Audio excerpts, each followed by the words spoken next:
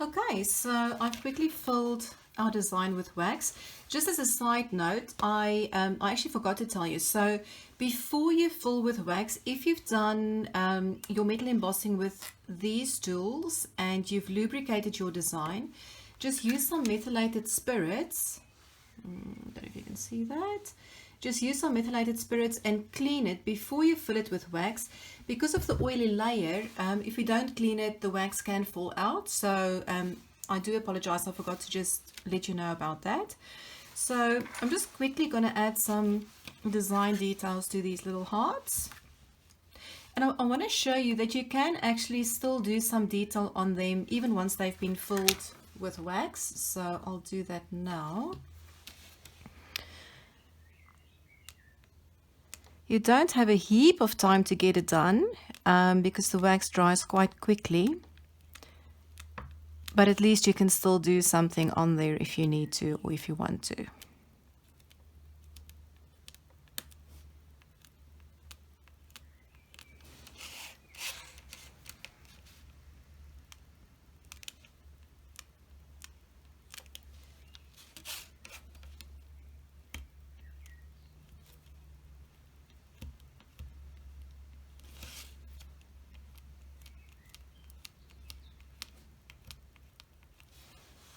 Okay, so we'll do that one like that, and I think let's maybe leave the other two like that, and I'll just do something in the center here, and we might just go with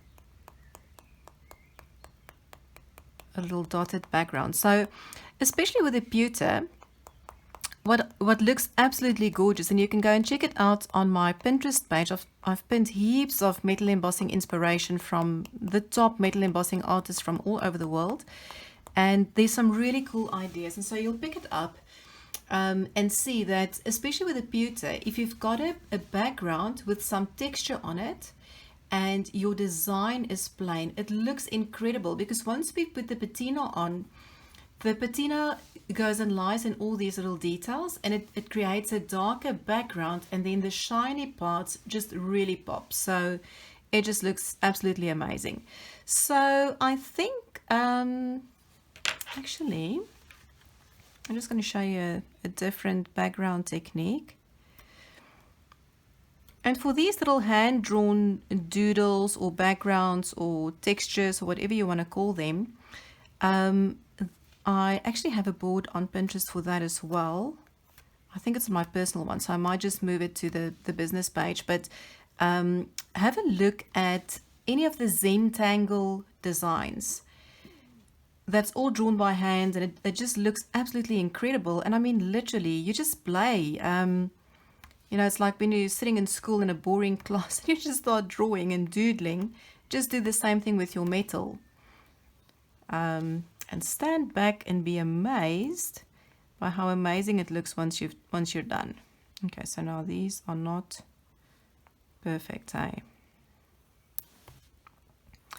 I just wanted to show you that you don't need to overthink this whole thing.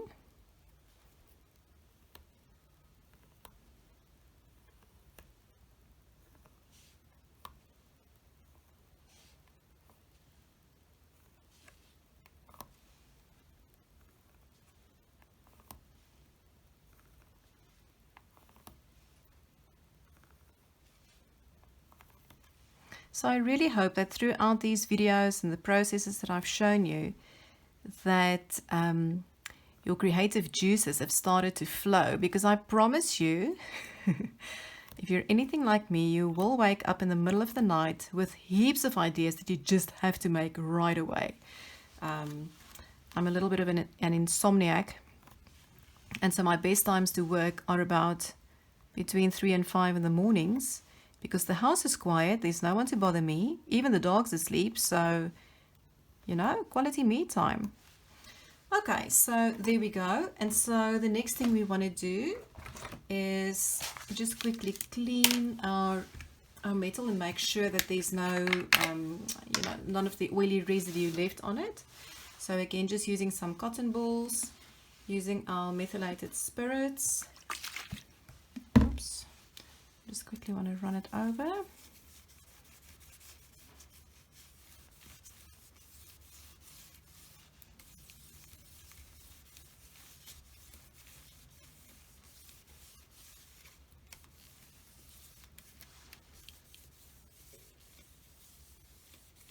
Right. And so just let that dry for a second or two, and then I'll show you the patina process.